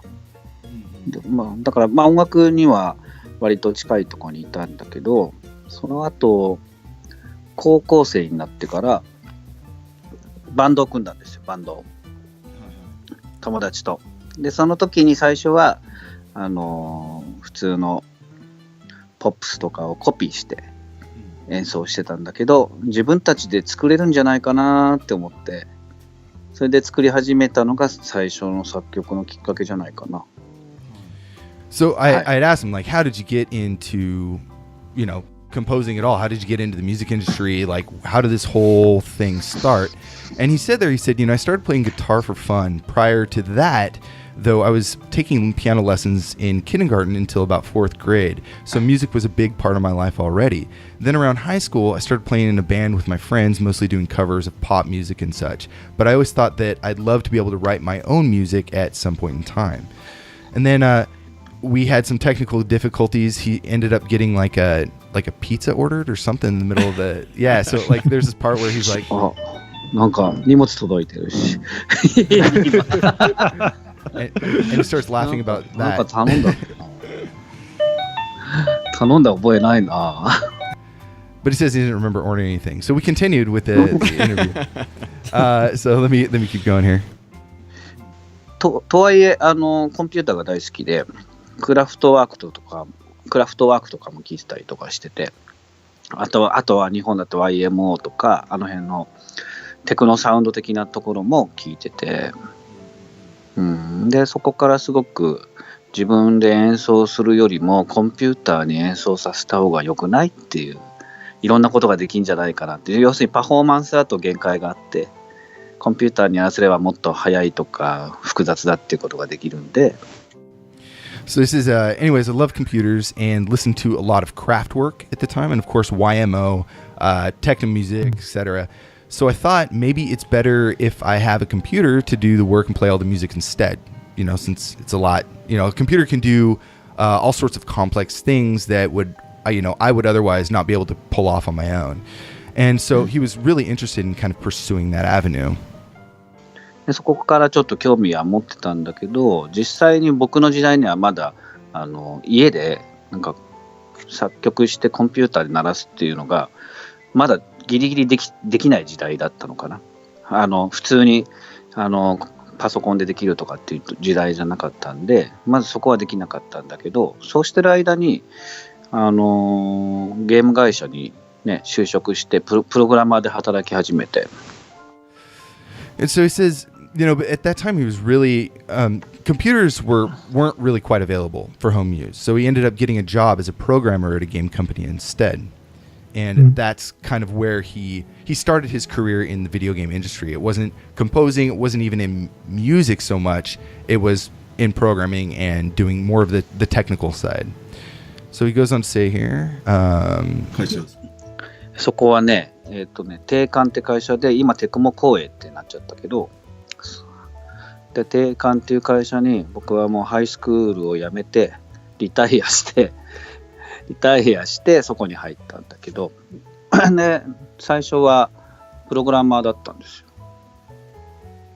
そうなんです。で、もうとにかくコンピューターが好きだからプログラマーだったんだけど、最初にプログラマーでやることが、なんとサウンドのドライバーを作ってデータを鳴らすっていうところだったんです。So he says, he first got his start working for Tekan, which is it became part of Tecmo Koei later on. Do you guys know Tekken? Yeah, Yeah, sure. of course. Bomb Jack. Right. So he says I dropped out of high school, and he uses the word retired. He retired from high school, and so he started as a programmer instead. And he started by doing the job that he was assigned to was actually doing sound driver work for that company, for Tekken. And he goes on to say here. その時は CPU は Z80 だったんだけど、AY さんのサウンドチップを鳴らすのが、そう。それを最初に鳴らしたのが、結局その自動演奏っていうのを僕が最初に始めたきっかけですね。あれは茎葉しか出ないけど、それから、その定款の中で76489を使うようになって、で、76489でも鳴らすようなことをしてたのかな。So he says, at that time, we had to learn everything for assembly for the Z80 processor, and the sound chip was the AY38910. And he said this is the first chip that he experienced that could actually, he could program something in and it would play back, the audio for him. And then at Tekken, that's when he started using the SN76489 chip, or more commonly known like the Sega PSG. And then he continues on to say... ウエストンまではまだ道のりがあって、で、その定款をやめて、次に NMK って会社に入ったんですよ。Do you know NMK? 知らない。で、そこでは、初めて FM 音源に触れることになって、そうなんです。それで NMK って会社には僕は元からプログラマーじゃなくてサウンドで入ったんで、サウンドのドライバーを自分でプログラミングして、で作曲したデータをマニピュレートして入力してっていうことをその NMK って会社で始めて、で FM 音源を使った203 2203. Yeah, so he says I joined a company called NMK. Do you guys know that company? Yeah, Saint Dragon, Bomb Jack Twin. They had some that's arcade right. stuff too, didn't That's they? right. That's right. Maybe when he was telling me last, it was like 1:30 in the morning. I don't know what he was talking about half the time. And then he said I started learning FM, frequency modulation, writing sound drivers and composing for that company. And they were using the YM2203, which was very accessible in like the PC 88 and stuff like that. And so let's continue here. はい。で、そこが FM 音源が最初に使った頃で、当時は音楽的には、日本では TM ネットワークっていうのが結構流行ってたりとかしてて、で、シーケンサーも世の中には出てたんですけど、僕は使ったのは MSX っていうヤマハの MSX っていうパソコンのドライバーっていうかソフトをカートリッジを挿して作曲するようになったのかな。そこからはそれまではね、作曲は全部譜面でしてたんだけど、前はやっとシーケンサーで入れるようになって、で FM を鳴らすところも FM のそのなんかサウンドデザイナーっていうので音が作れるようになったんで、そこからそういう風に作るようになったりしてましたね。はい。で今度その後やっとね、FM 音源を使って3本ぐらい作ってゲームを、その NMK って会社で3本作って、でやっと FM 音源慣れてきたなと思ったら、そこでウエストに移ったわけですよ。PSG に戻った。そう76489に戻ったんだ。All right, so here he says, I joined NMK. And there was this group called TM Network. It was a popular Japanese techno group using sequencers and stuff to play music. Are you guys familiar with them at all? Not at all. No, yeah, really, no. Neither was I. He said, but I didn't have a sequencer, so I used an MSX instead to write my own music. And then, I could use stuff like FM audio and stuff and create my own patches that way. So it created a lot of FM and did about 3 different games at this point. And I was getting pretty used to working with, frequency modulation and the sound chip. And he said, then I joined West Stone and ended up going back to work on PSG. So it's like he started with PSG and then he started learning FM and was getting all into it. And then when he got hired for the new company, they're like, nope, you're going back to PSG. So in the 3 games he's been working on, there is one of my all-time favorite arcade game called Psychic 5 from Jericho. Yes, that is. He was sending me a video of that last night, and I was watching it with him. It's pretty incredible. You'll have to put a link in the show notes for that. Anyways, there's only like another 2 minutes here. Do you guys mind if we keep going? Yeah, sure. Let's go. あれはね、なんか要するに変身していくっていうか、キャラが変身していくでしょ、途中でいろいろ手に入れて。で、結局その変身することによって通れなかったところが通れたりとか、登れなかったところが登れるっていうゲームだと思うんだけど、最初ね、その時の社長の西澤さんがプランニングしてて、何をしたいのか全然僕には理解できなくて、最初の頃はね。いや、剣が強くなるとか鎧を着るとかっていうのは、RPG だと普通なんで理解できるじゃないですか。だけどなんか変身するっていうのはちょっとよく分かんなくて、でもう強くもなっていく、もしくは、どのキャラクターに変身しててもちゃんと戦えるとか、要するになんていうのか、デッドエンドにならないようにするっていうゲーム性っていうのが、最初分かんなかったけど、途中からすごいなんか複雑だけど面白いなみたいな。だから僕も、作曲するときになんかなるべくなんていうのかな、場面に合わせて作るのもあったし、その前のモンスターランドがアーケードで出てたのもあったんで、なるべく同じ曲をアレンジして使うとか、結構なんかその気にしながら作ったりはしてましたね。So he said when he started working on the music for this game, he kept going on about like how he didn't understand the concept, which now to me it totally makes sense. But, at the time, trying to wrap your head, this is 1989, 1988 when they're doing the programming on this. And the concept wasn't too common at that point yet. So he kept saying like, I couldn't grasp like what they were like trying to pitch me for this idea. But when he finally came to terms of what it was and they had some stuff on the screen to show him, it all kind of clicked. And then that's how he started writing the music for the game. He would look at the screens. Monster Boy was already out on the arcade, a different version. And so he kind of used that as inspiration kind of moving forward into creating the soundtrack for this game. And then finally I asked him like, so now moving on to the remake, like how do you feel about that? 聞きました。全部聞いてるし、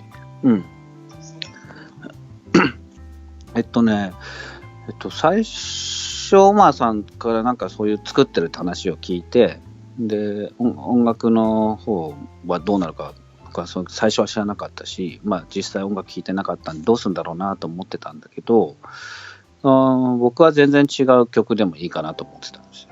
僕のメロディーじゃなくてもいいし、要するにその、ビジュアルが進化していくから、サウンドも進化するのは当たり前なんで PSG じゃなくて生音が入るとか、PCM の音が入るとか、そういうふうに今の現代に合ってるサウンドにしていくんだろうなとは思ってたんだけど、まさかメロディーまで一緒だとは思わなかったんで、ちょっとびっくりしたなって思いました。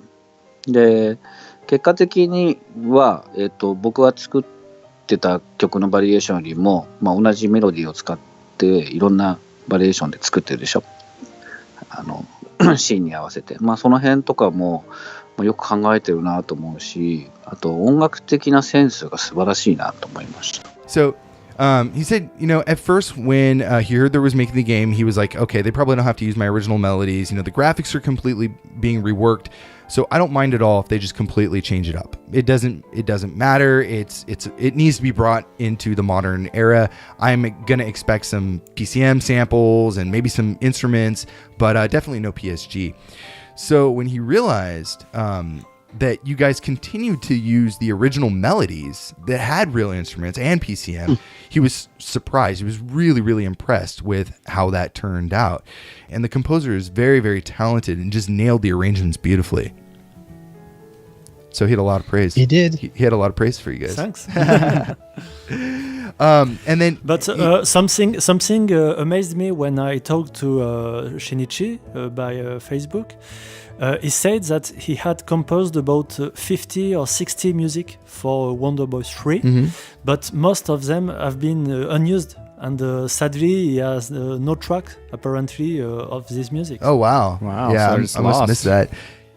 だイメージがね、なんか延長上にあるっていうか、ビジュアルもその元のやつがちゃんとコンセプトとしては守られてて、でちゃんとなんか進化してるじゃないですか。それと同じ風に、音楽の方も元の音楽をかなりリスペクトしてもらってるなって僕も思ったんですけど、すごく大事にしてもらってて、でも進化してて、ちゃんと今のサウンドになってるなっていうのは、もう最初に聞かせてもらったのはだいぶ前なんですけど、1年ぐらい前かな。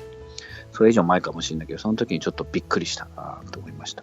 Yeah, he said, he felt that the visuals in the new version paid a lot of respect to the original, but he also felt like the composer just really respected his original tunes and brought it perfectly into the modern time. So that's got to be great to hear from the original composer that you guys nailed it. You guys did a fabulous job on this game and the soundtrack. Well, especially since going into hearing that there was a remake, that he was just like, they can do whatever they want, and I'm totally okay with that. But then to see that, he was so impressed with how it turned out, that's amazing. Yeah. All right. Well, sorry that went on a little bit long, but I tried to figure out how we could make that work.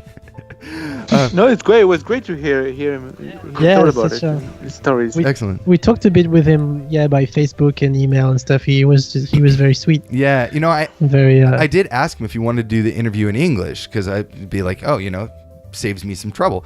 And he's like, no, absolutely not. So, that's what we're gonna get. So that's why there's a little delay there, but we'll clean it up. That's very nice of you guys, and thank you for translating. Yeah. Oh. So why don't we get into another track? This one is totally kick-ass. It's called Versus the Dragon Meka, and this is from the remake version of WonderBoy 3: The Dragon's Trap.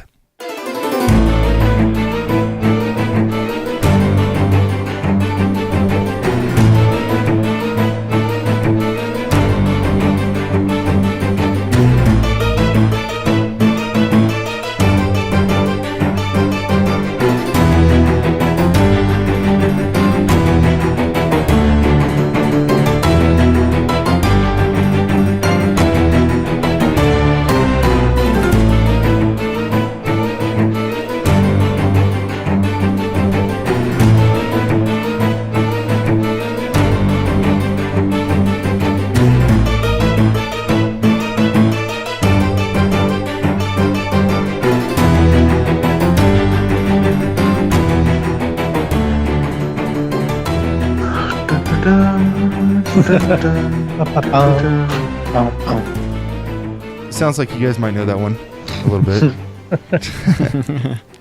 Yeah. All right, that was Versus the Dragon Meka for WonderBoy 3: The Dragon's Trap, remade for the modern consoles in 2017. Fabulous energy in this one. I like it. Yeah, no, it's very big and epic. It definitely feels like a boss fight. Right. And there's something about this track that I've noticed in other games and other tracks where especially for boss fights, sometimes it feels like a stage performance almost, like the music would go along with this, theatrical back and forth battle of good and evil, and I really like that. It kind of adds a playfulness, and I like this track a lot.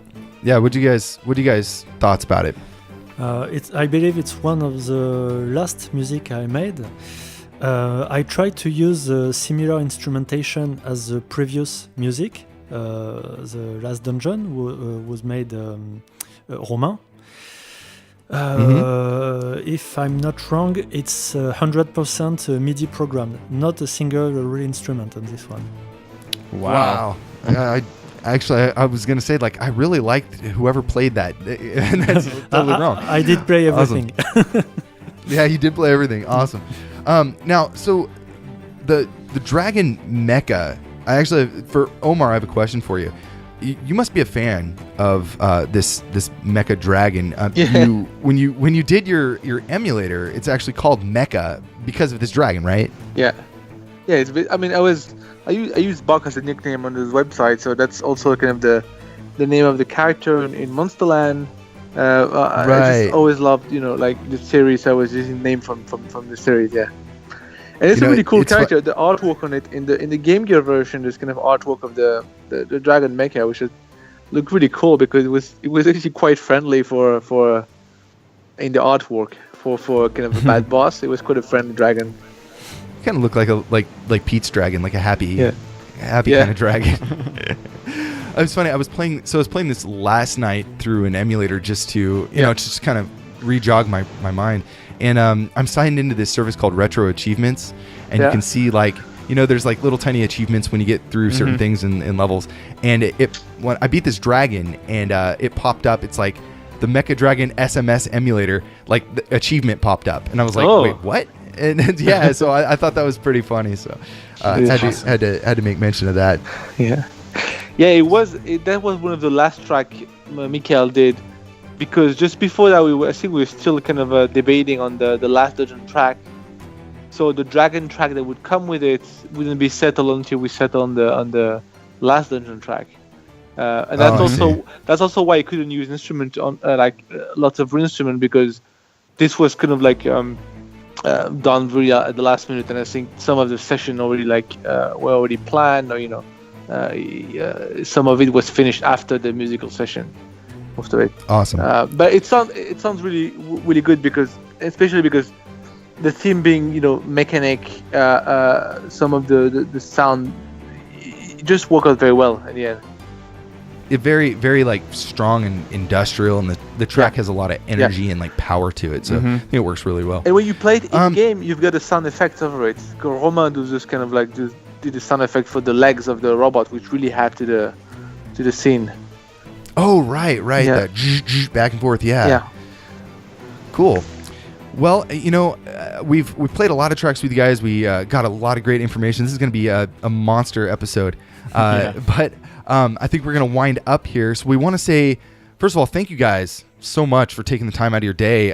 Miguel, Omar, and Romain. Yeah, it was great being able to chat with you about this. And we absolutely love the remake. So having you guys on is so much fun. Thanks. I discovered your podcast first when I listened to the Cuphead episode. And I was in a bus traveling, and I thought, whoa, it's great, it's very interesting, and I really wish I could someday record such a podcast about my work on WonderBoy, so I'm very proud to be here. And then I contacted you a few weeks later. Yeah. So Brian and I, we were trying to figure out what are we going to do next, after our previous episode. And I was like, we've been talking about doing WonderBoy, and I had just started playing the Switch version, and I was like, why don't we just do WonderBoy? And then Brian's like, okay, cool, I'm going to reach out to the composers and everything. And then he messaged me, he's like, something amazing happened. It's like I reached out to the composer, and he was already listening to our show, to Cuphead, so we don't have to tell him anything. He had already figured it out. So I mean, I was blushing. So that was amazing. Awesome. Well, so anyways, I am also a player as well. I really enjoy video games, and I play quite a lot on various systems, so especially retro gaming. That's awesome. Oh yeah, that's same for us. I think retro gaming is always going to have a place in our hearts, because you guys, we're probably all about the same age. So this is the time that we grew up, with all these games, and they have the most impression on us. So being able to kind of talk about it and share it, 20, 30 years later is so much fun. Converse. We're becoming but old it's amazing farts. seeing. Yeah, we're becoming old farts now. And it's amazing seeing people that grew up with these games when they were kids now, remaking them, and there are people that love the games, so they want them to be special, as opposed to people that see, some companies that see an opportunity to make money off of something that will maybe be a little less work or something like that. I don't know, but you can definitely tell the difference between someone that loved and played the games that has done a remake versus people that have not. Yeah, and everybody in the team knew like, I mean, Michael was a big fan of the game from the get go. Even his Wi-Fi password at home is his old password from the game. So that's amazing. So I know where to get free Wi-Fi in France. The team was built because also everybody loves this game, and it really helps. And we have, especially because when you're starting the thing and as a hobby project, obviously you're only going to do that if you love it, right? And the amount of effort like Michael put into it, with all those kind of like rework of tracks and attempts and demos. If the game was a commission, something he didn't care about, it wouldn't, we couldn't have done it the same way, right? So it's really a passion project for everybody in the team, really. And this is one of the best remade games that I have ever played. Like, so faithful, and yet so new, perfectly encompasses everything about modern games that make this classic still so relevant and still enjoyable, I think, for the new generation. I would definitely love to see you guys make more games like this. Like if you stop now, like you're screwing yourself, because this was incredible. Anyways, so today we covered WonderBoy 3, The Dragon's Trap. We talked about the original, and we talked a lot about the remake. Thank you guys again so much for coming on to talk with us. Also want to say thank you to Shinichi Sakamoto for chatting with me last night at like the middle of the night. That was a lot of fun. If you want to know more about our show, where can you go? You can check us out on our website, pixelatedaudio.com, for all our show notes and track lists. And we can also be found on Facebook, Instagram, and Twitter, all at Pixelated Audio. Yes, and if you like the show and you want to support us, you can head over to Patreon, throw a few dollars our way. If not, just send us a friendly email, or, send us a message saying like what you enjoyed or what you want to see improved. That's excellent. And that means so much to us. We always look forward to hearing from you guys. Yeah, and if you're new to the show, we have a lot of episodes. Recently, we've done a expansion pack, which is always really fun, and a music disc volume, which is similar to expansion packs with more doujin music. And, we also mentioned our Cuphead episode, which was not too long ago. That was another amazing... we had amazing luck getting the composer on for that as well. Another indie kind of startup doing some amazing stuff. So the track taking out the show, this is one I've really wanted to make sure we get in here, because I think it's just an incredible piece of music. This is called Endless War. And this is from the remade version. Do you guys have anything to say about the Endless War? I can say that Michael plays the piano bare feet. That's all I know. I watched a YouTube video of him last night playing some different tracks, and I was blown away. I didn't know he could actually play it live. He was playing on the piano. Watch again and look at his feet. Watch again and look at his feet. But well, we know that he could play, on cue at Omar's party, right, years ago. So I'll invite you to my birthday party next year. It's my job. Usually, I'm playing with live bands. Oh wow! He plays the accordion. He plays the accordion very well. And when I was at Hayes, he played me a lot of WonderBoy music in the accordion live. Oh wow! Nice. I have some recording of this. You're gonna have to send that our way. Maybe I should make some video. Hopefully, it's embarrassing. We recorded most of the studio recording. We tried to shoot a lot of it, so we've got a lot of video footage of the original kind of like recordings, and we used some of that in the game. There's a few videos, and we made a making of, but we have so much more, and at some point we'll probably want to, put them on YouTube and make maybe an extended version of it. It would be nice to hear that. Definitely put that up. Yeah, I think that a lot of fans would love to see that. Anyway, so taking us out is the Endless War, played by Michael, and this is an incredible track that I think everybody's going to love. It's a great way to end the show. Thank you guys so much for listening, and we'll see you back in a few weeks for the next episode.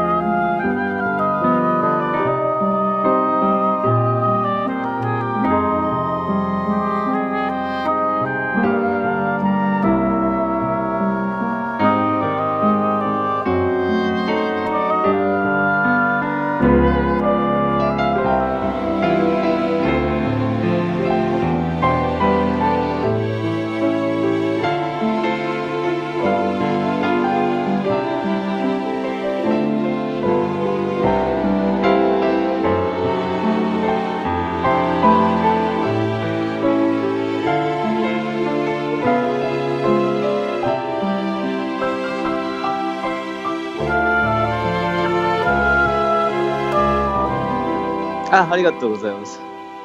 こちらこそ。You too. Sakamoto, and you are listening to Pixelated.